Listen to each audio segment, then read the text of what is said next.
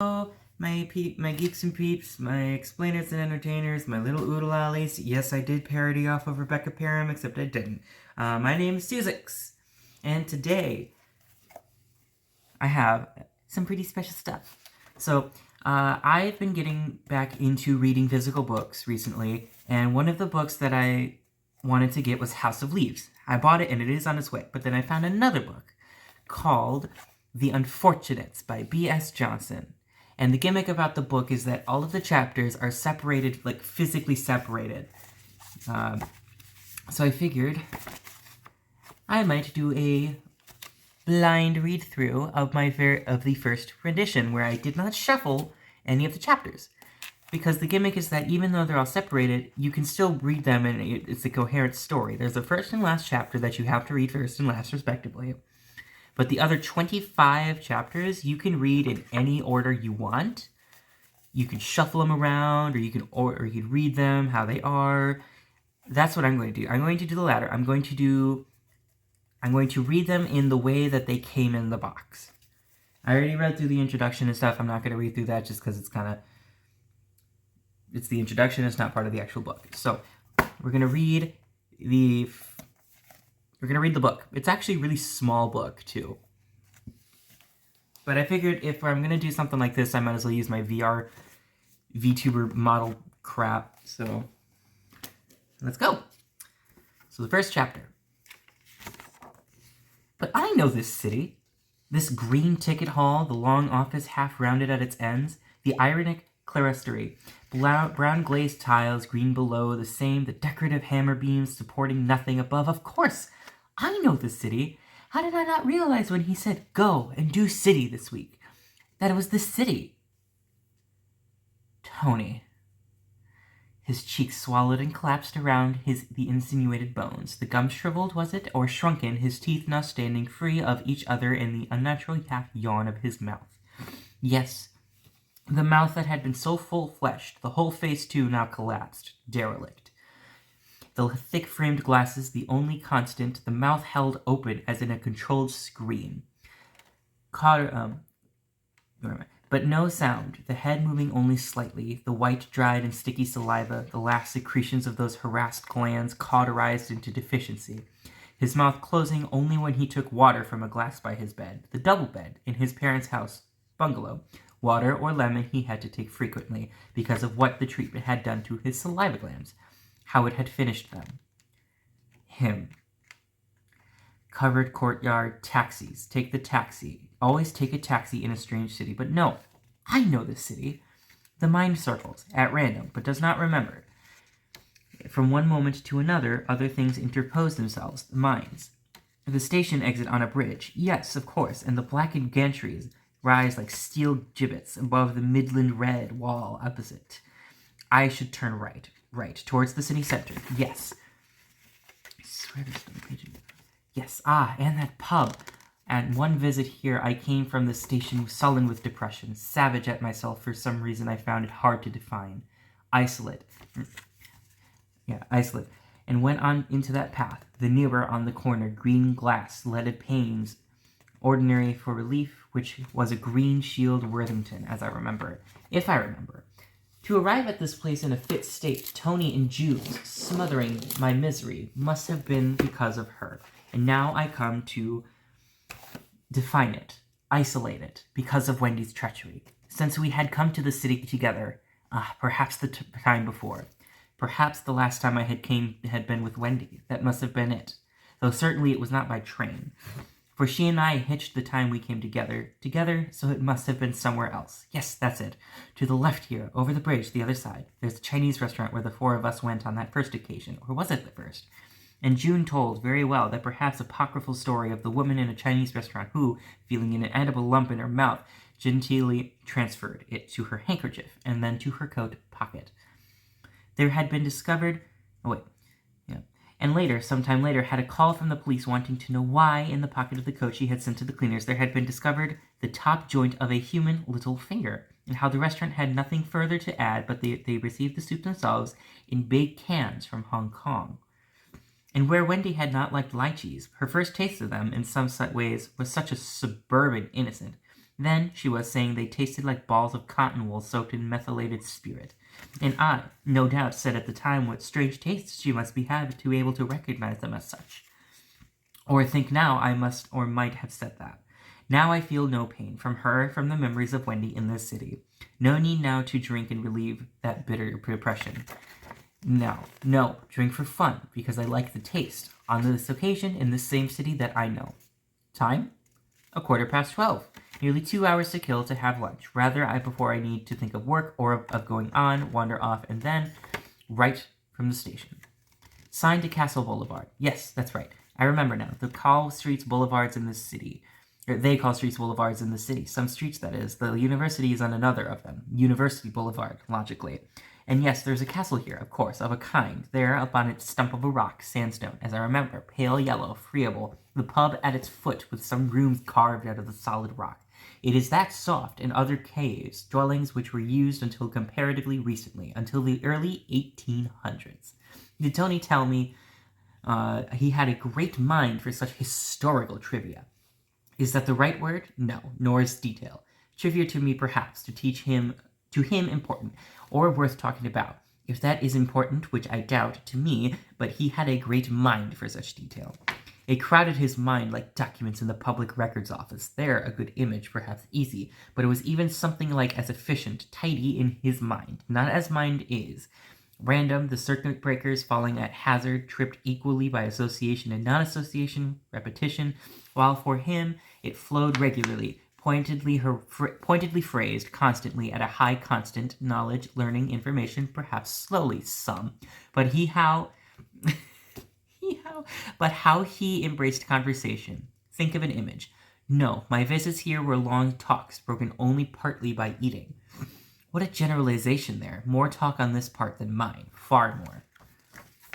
But I learnt. I selected and elected to hear what I needed, what ways were most use to me. At that time, most use from his discourse. Yes, the world was not too pompous. Discourse, and a fine mind, a need to communicate embodied in it, too. How can I place his order? Or how can I place his order, his disintegration?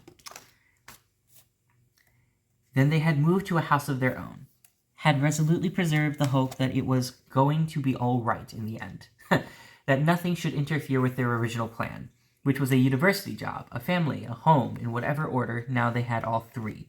Now they were all set. Except that the sciatica of the arm he had complained of when visiting us in London had grown far worse. I think the tumor had grown again, and others were growing, in different places. His back for one, and again they had not been able to come up for the publication party. Of the second one, he had been in hospital, in fact, when June wrote to me to say she had taken the advanced copy to him there, and it had cheered him up. They had just changed the whole of his blood, and he was looking and feeling much better now. So it was his blood now, then. The house was a new one. The road still unmade as we drove onto this new estate. The house still known by its plot number, in fact, that new, and well designed within its limits. A thorough lounge, underfloor heating, picture window with wholly covering curtain, open shred staircase up to 3 bedrooms was it. Or more. Yes, we must have stayed in one other than theirs, or his, or the child's. There was a study, a room to himself for the first time. He never used it. The child was walking now, keenly intelligent, probing, asking, in his own language. Tony and June were both interested that he should be talking his own simulacrum of language, saying things that meant something to him, if not to anyone else. And we talked about Kennedy. We talked about Kennedy, the man in auto da fe who does this, who is accounted mad because words or sounds mean whatever he wants them to mean at any particular time, different meanings from moment to moment. And the child's toys, a posting box, I remember being one of them, of plastic, different colors. And a big push toy. Train, was it? I do not remember. Nor much of his relationship with the boy. Only the sad thing that he had to be careful at this stage. When the boy climbed up on him, familiarly, childlike, Tony had to deny him, putting him on the floor again, for the child was scrambling on his chest and stomach, and was liable to, or did, kick him on one of the tumors. He let out an explanation that there was more than one now, and that they were in his chest or ribs, so they were spreading, and they were painful, so painful, and he talked. Perhaps it was this that set him off, when it was about how serious it was now, or about how the thing had arisen. About 20 months previously, how it had all started in Lincoln that excessively hard winter. How he had felt the lump on his collarbone, had been curious, thought it was not painful, then had gone to a doctor because he was unregistered, never having been ill in Lincoln, and was leaving soon anyway. The doctor had created a fuss. Tony overheard him swearing about people like him.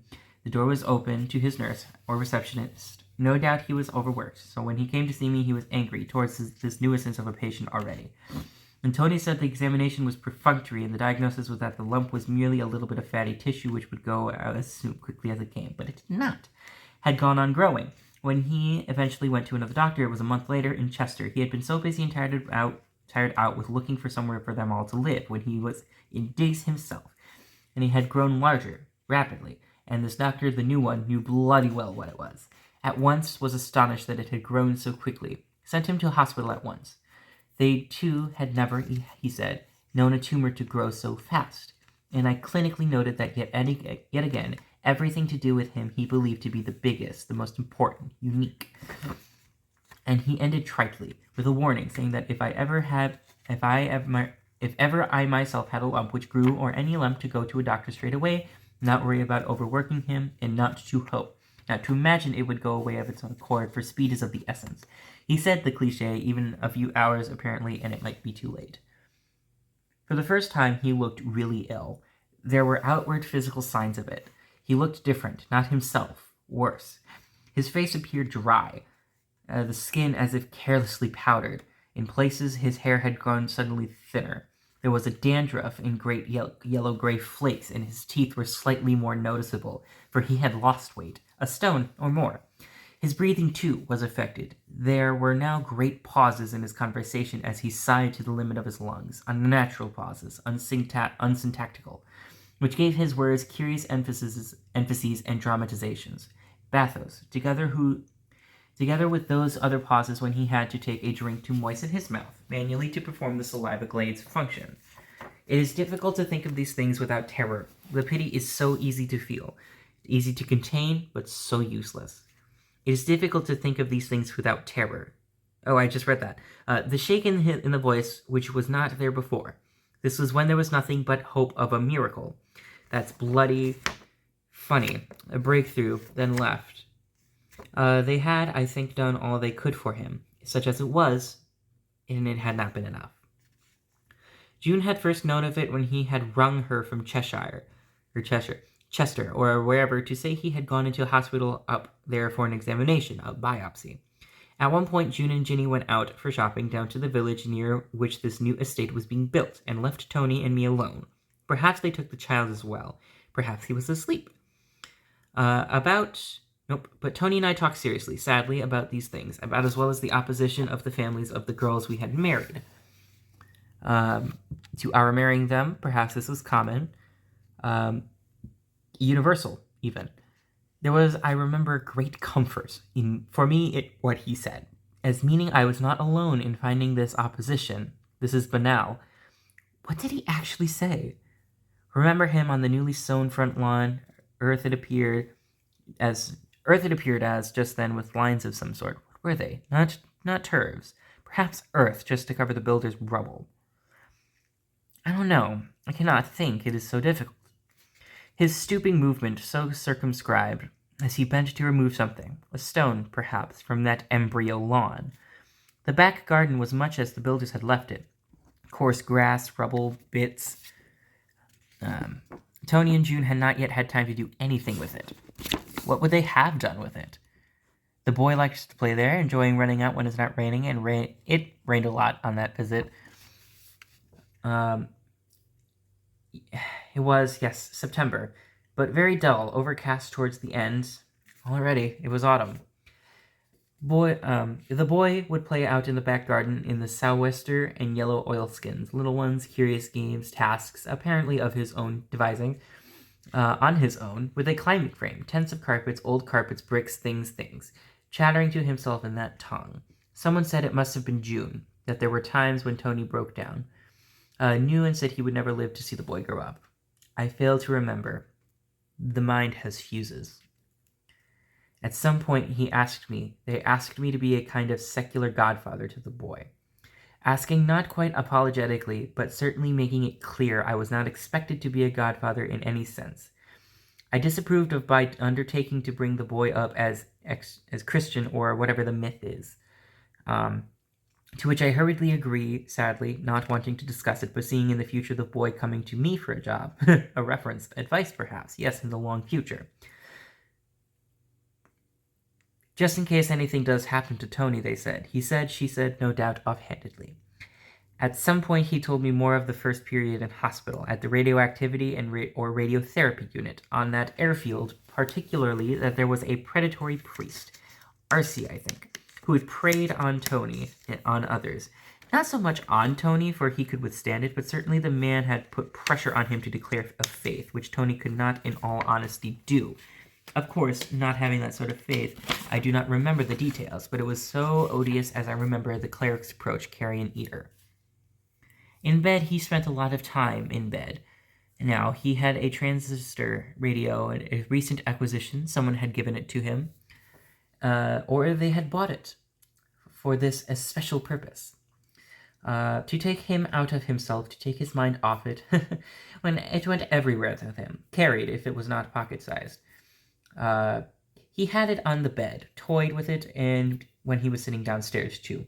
Just at this time, the day we went up, as I remember, the paperback edition of the first one had come out, with its dedication to them. This would have been cause of celebration. We brought them a copy. It went hardly noticed by any of us. I could not mind. It could not have escaped his attention that we took photographs. There were the last for us of him, that we were taking photographs that would be the last. In the front garden, the newly sown lawn against the house that was theirs for such a short time, our hired car parked in front of the garage during a break in the rain, he and I together squinting against the light taken by Ginny or Jude, I forget who, and the boy playing in the garden at the back, running into the kitchen all muddy, and so on and so forth.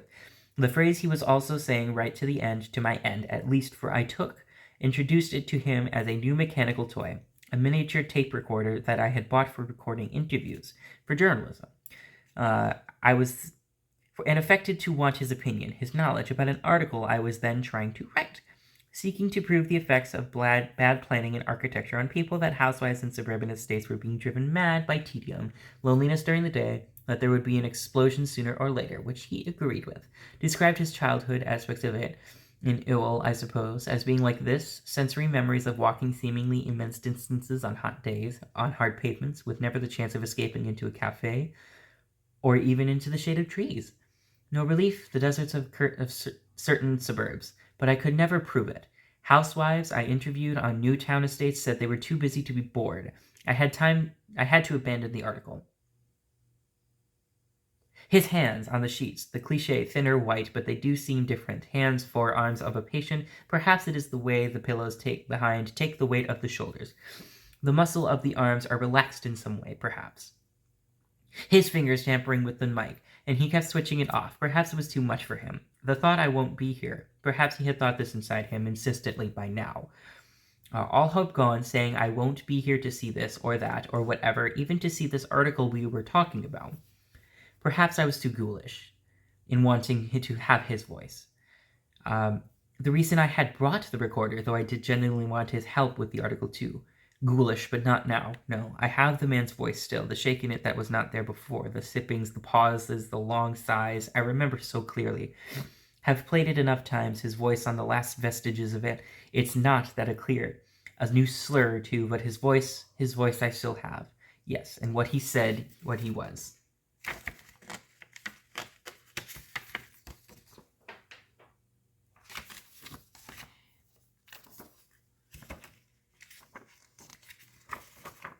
There's a lot here. The short occasion in Brighton, the first summer it must have been that he was ill, for he looked perfectly all right, as well as ever. I was asked for the first time to lecture about my work, about some sort of course for foreign students. Patrick was course leader.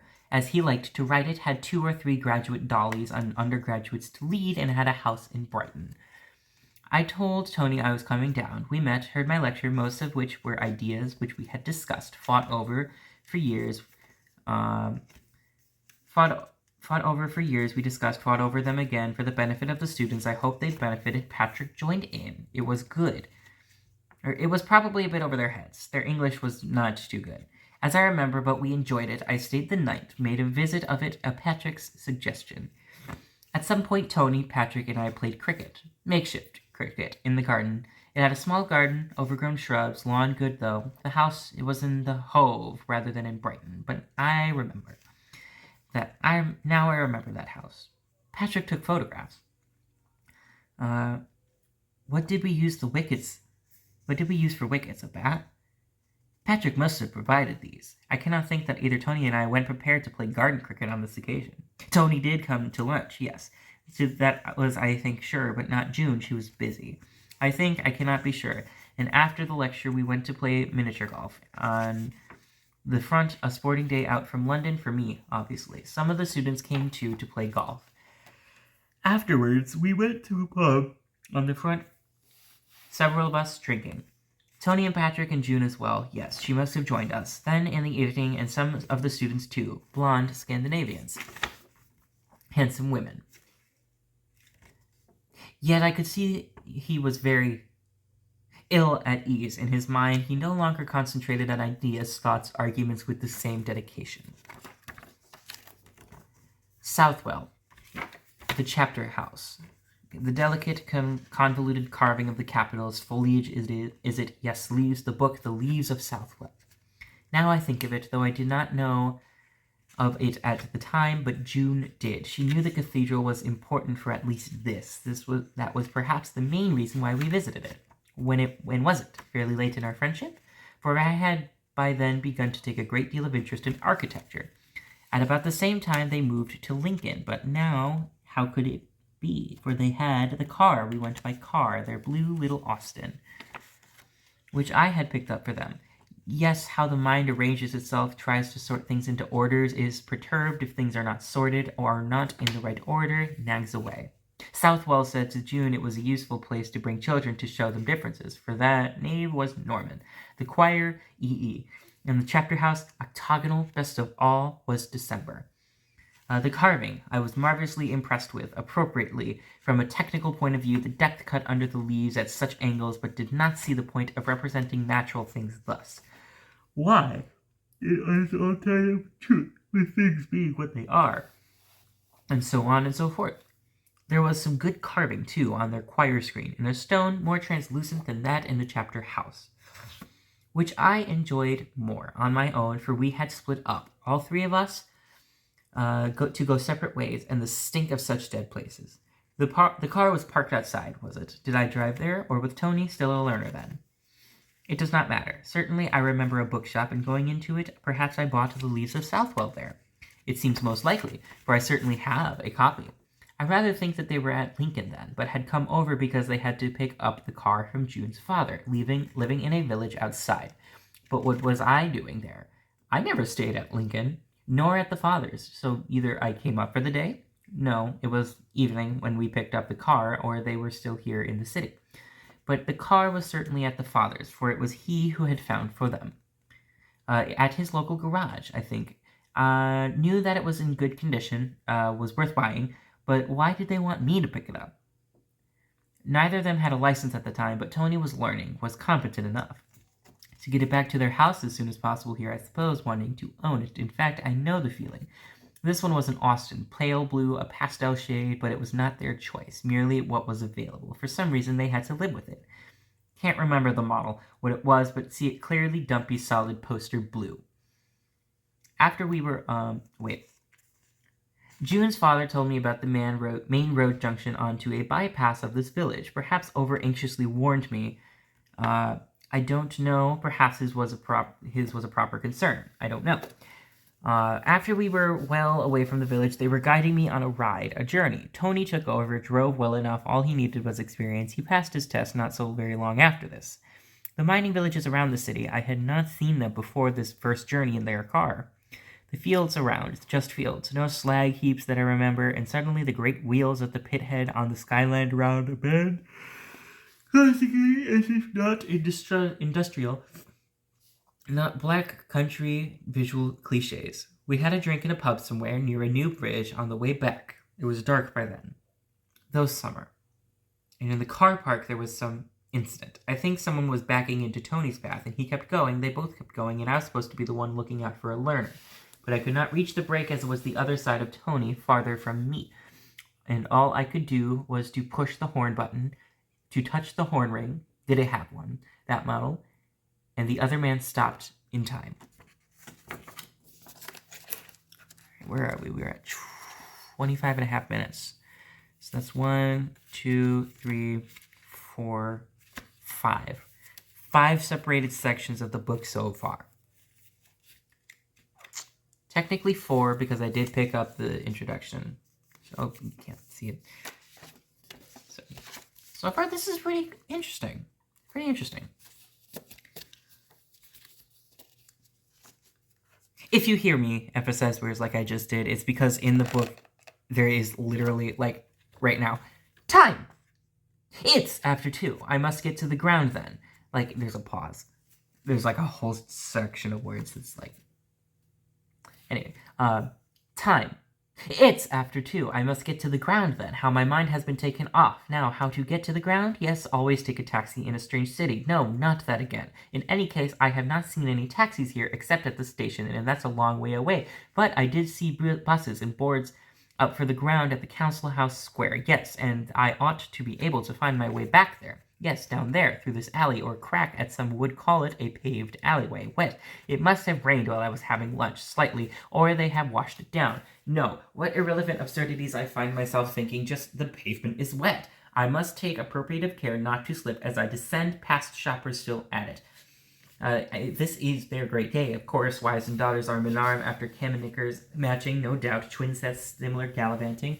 Radio shop, now no doubt called television shops, the half-dozen sets going.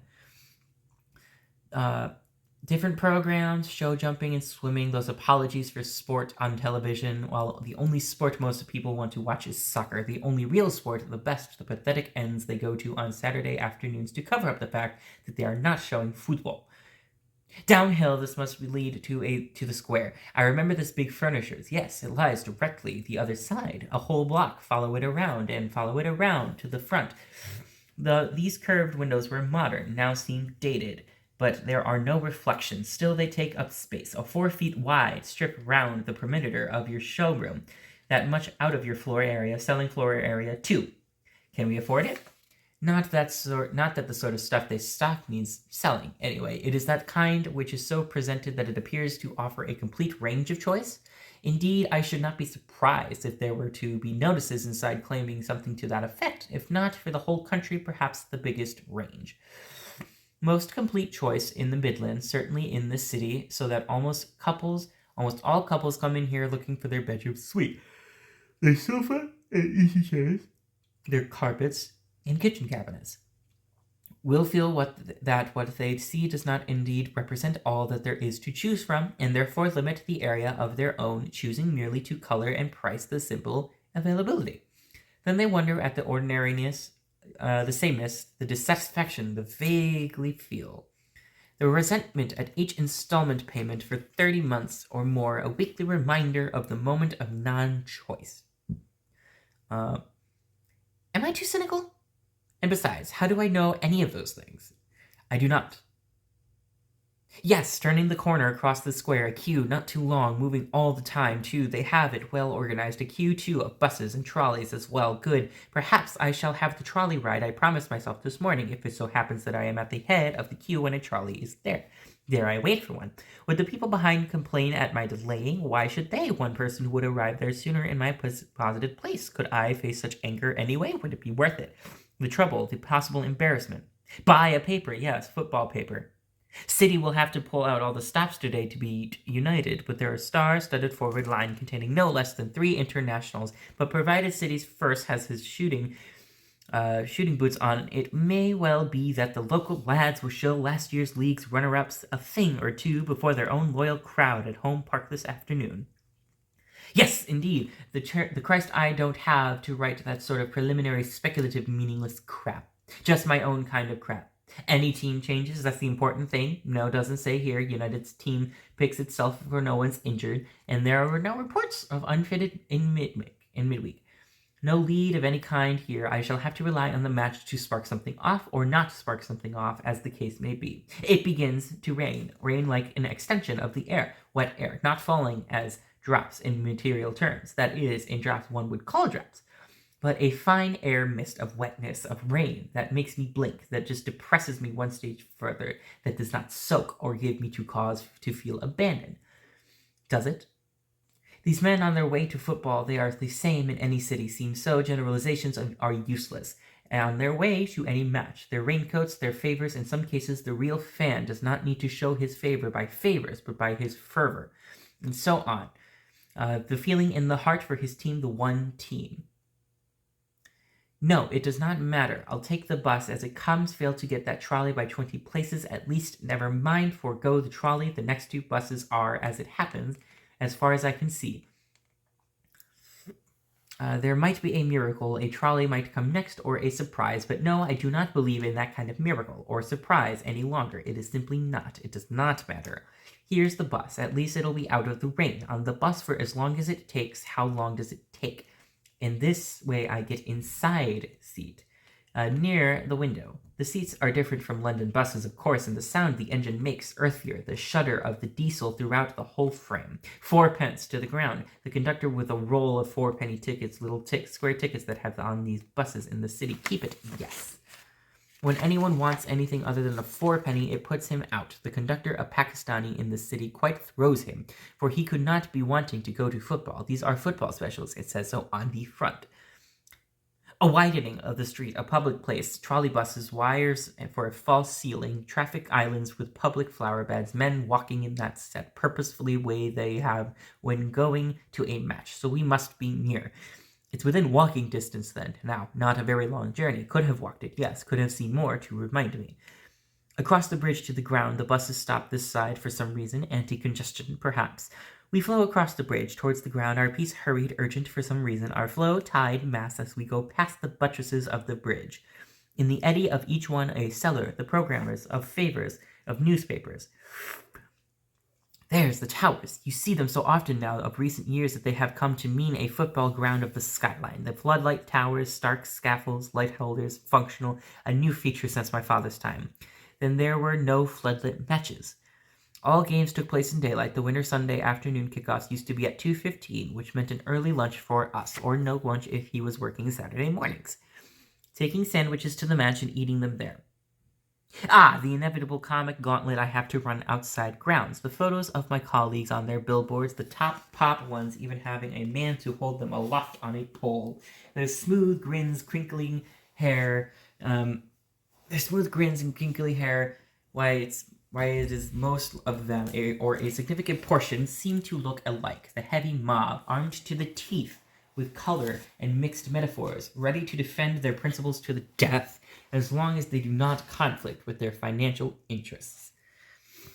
The well-paid suits who write their reports from prepared telling phrases and make the football fit whatever it is they imagine their readers want them to say. At least working for a so-called posh paper, I don't have the embarrassment of seeing my face up on there, or my name either, outside the ground, though in other respects the posh papers are as bad as the wet ones.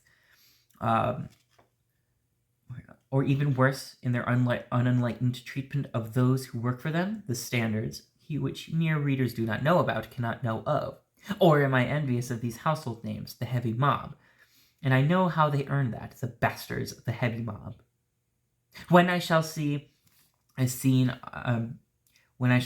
ground all of a piece, a new ground, all of the English grounds I've seen are so piecemeal, are never designed as a whole except Wembley, and in most ways that's an even worse disaster than this one, which seems to have 4 sides developed at random. Money in football, thousands of pounds a game, hundreds of thousands a season, the number of people who go, and the players don't get it, who were very badly treated until very recently, still are in some aspects. It must have been the directors, the owners, who just siphoned off all of the money for what they had to leave to keep the games running. Even though they have the players something nearer their due now. Still, they don't have to spend money on buildings they see. The swine still have these corrugated iron sheds and charge extra for that. Let the men on the terraces, their chief supporters, their sixpences of the masses stand out in all the weathers. If they do, the stupid bastards.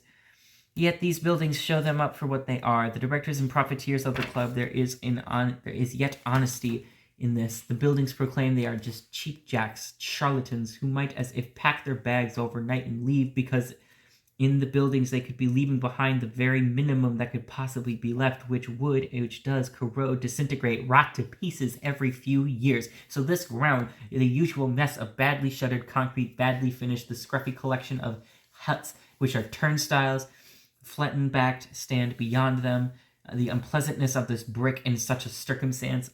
Why waste anything of me with these things that disgust me? Where's the press entrance? Let's get on with the bloody job. I'm actually going to stop this video here. I'll stop reading as well.